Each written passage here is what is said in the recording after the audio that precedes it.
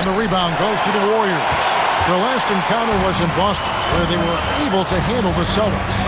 And the last time they were able to come away with that win because of their depth. Great production from the reserves. Probably looking for more of the same here. As we know, a deep bench so crucial to any team's success. And it's Curry with the ball, bringing it up for Golden State. They lead by 11. Defeated by the Pacers in their last game, they'll try to put that one behind them. A game they definitely felt they could win, and with a break here or there, they probably could have. Maybe should have. The score doesn't indicate just how well they competed in that game. For the majority of it, they look like the better team. Pretty much all of their buckets coming from inside the paint now. Kicks it out to Wiggins. Back to Looney. Over Porzingis. And a little luck that time, but it drops. Looney's got his second bucket. Displaying intensity right off the opening tip, especially on the offensive end. Yeah, if you walked in at any point during this game to watch 5 minutes of play, one team played harder. We know who that was. And as we conclude the first quarter, a one-sided game so far. The Warriors on top. They lead by 14. Let's take a quick break now, and then it's on to the second quarter after this.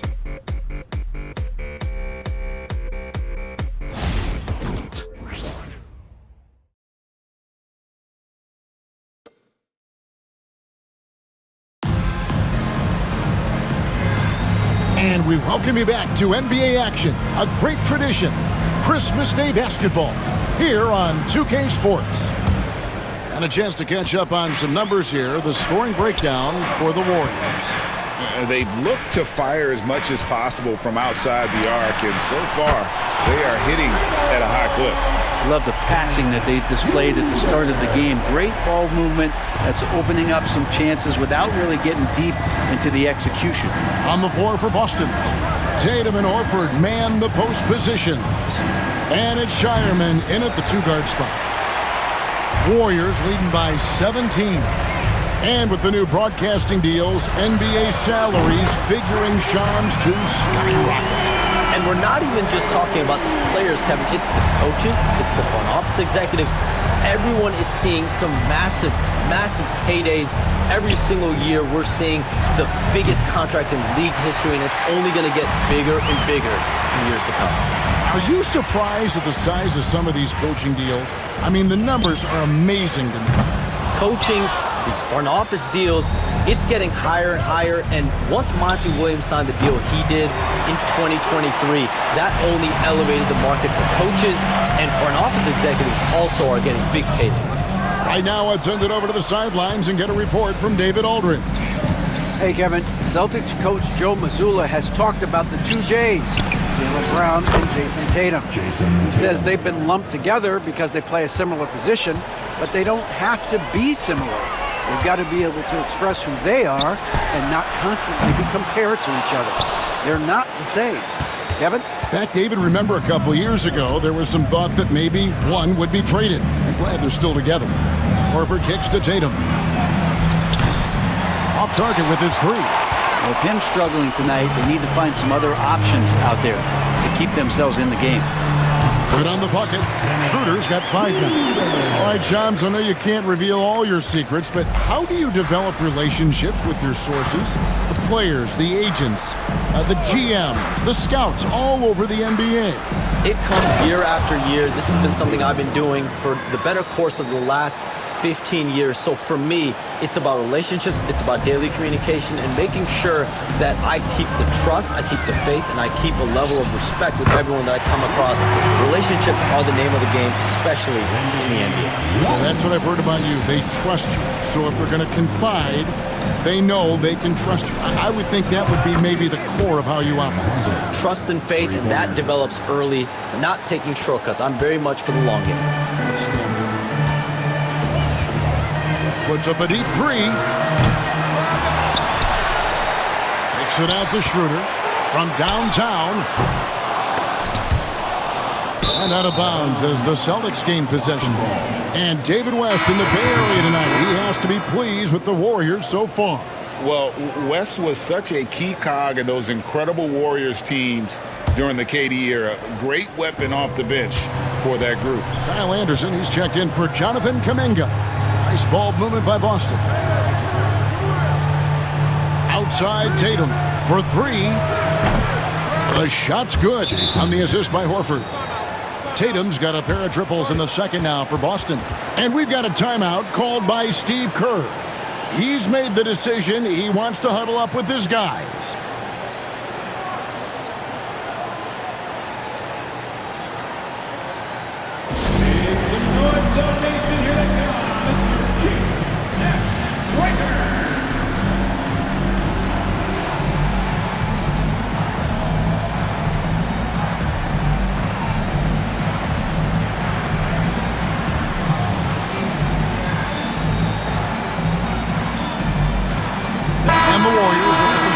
Five on the floor.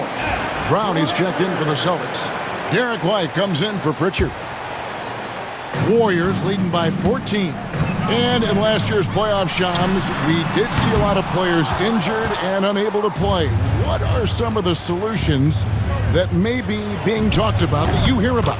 People certainly ask if this is a result of the 65-game rule. Is it the more physical play? Is it the consequences of the regular season? The league is going to take a wait-and-see approach to determine if this is an issue they have to fix, but they do love the results of what this has brought as far as player availability moving forward. Yeah, they do seem sold on that 65 number, don't they?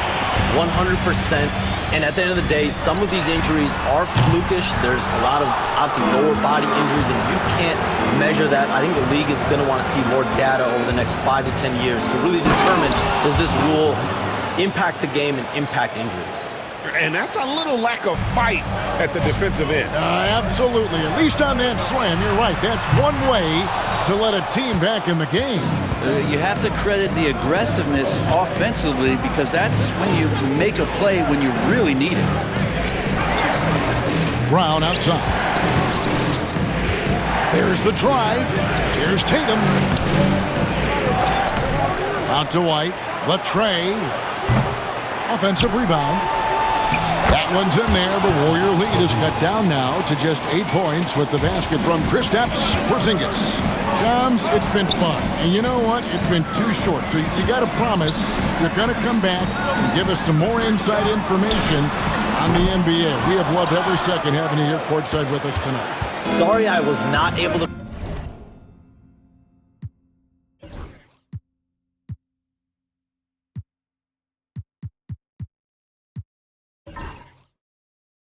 break any big news on air this time, but you know what? My phone's ringing, so maybe next time. Let me look in. Wait a minute. Hold on. That is big news! Holy cow! Come back sooner than later, okay? Thank you. So great to have Shams stop by. You can see his passion for the game in every word he says. You can't work as hard as Shams does without having a passion for the NBA. It's not easy to be that plugged in. Well, he made some kind of adjustment to his game after a poor first half. He's been impressive shooting the ball during the second. Wiggins outside. In the corner, it's Hield. Back to Wiggins. Hield, the pass to Wiggins. It's Curry outside. Jaylen Brown with the rebound. Brown's got his 4th rebound in this one. 3 triples in the first quarter, but he's yet to knock one down here in the second. 6-second difference between the shot and game clock. Up and in, it's good. First basket of the game for him. 1 for 4 shooting. And defensively, they are on their heels every time the ball comes inside. Curry. Rebound by Drew Holiday. Over in the corner, Brown. And a close game so far through the first 2 quarters as we reach halftime. Warriors lead by 5. It's time now to go courtside as we send you. All right, David, thank you. We'll be back after halftime for the start of the 3rd quarter.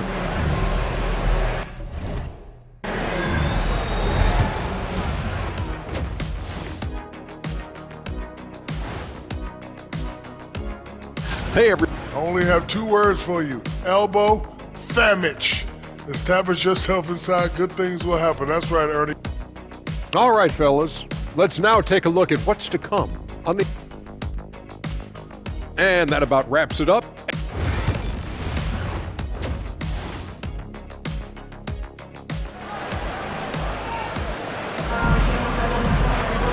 We've got second half action for you, and if the next couple quarters are similar to the first, this one could go down to the last possession. And it's been a clinic out there by Kristaps Porzingis. In those first 2 quarters, he was pretty much an automatic bucket getter if he got it down low on the block. Yeah, we'll see if the double teams start to come here in the second half to make them adjust offensively, but he's going to keep going at it. The athletic front court pair, Wiggins alongside Kuminga. Some kind of shooting in the backcourt for him. It's Curry and Hield, and it's Green in at the 5. That's the Warriors 5. Brent, when I think of those title teams of the Golden State Warriors, clearly you think of the Currys and Thompson, and maybe at the top of that list, the importance of Draymond Green. Well, there's no doubt, Kevin, that the lean on for Golden State defensively and to be as good as they were on that end of the floor falls on the shoulders, and the very capable ones, of Draymond Green. I mean, he took on all challengers and elevated the confidence of players like Steph and Clay. So Draymond's defense, elite and leading to titles. And how about that? Coming out to start the half, a perfect 3 of 3. Celtics trail by 9. It's stolen by Green. And he gets it to go. Green's got 6 points in the quarter. And one thing about Draymond, he almost invites contact. That's to Porzingis. And the dunk by Porzingis. Yeah, he just punched the ticket on that one. That'll get the job done. Powerful two-hand jam. And so Steve Kerr calls for the timeout. He wants to make some adjustments to the game plan, clearly.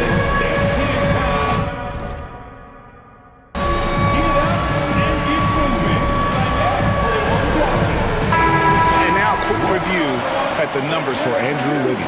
He's right around 17 points a night, 4 rebounds and 2 assists. And he's a nice scoring threat in their second unit, a guy who provides instant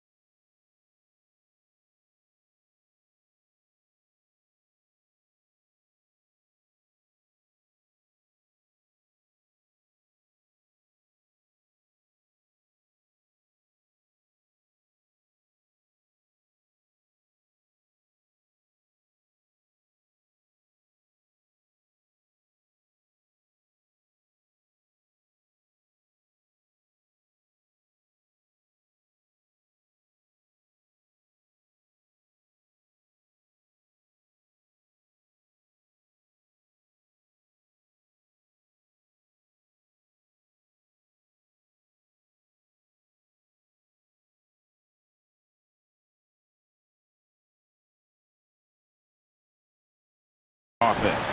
And he has really settled into this role. For some guys, maybe him, they'd rather come off the bench and do their damage. Kuminga the pass to Green. For Porzingis. Rebounded by the Celtics. Brown's got 5 rebounds tonight.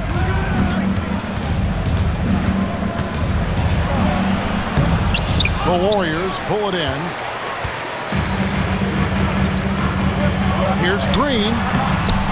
That shot off the mark. Nice D from Porzingis. Brown drives in and finished off by Brown. Give it up to Brown. He's so dangerous off the bounce. Outside, Kuminga. Pass to Green. Porzingis with the rebound. Porzingis has got 5 rebounds tonight. Brown the pass to Tatum. Looking to get back on track here. And that'll be 2 free throws coming up. Officials on the call with the foul. And you watch Jason Tatum year to year, he is a model of consistency across the board. The numbers are pretty similar, and the effort never wanes.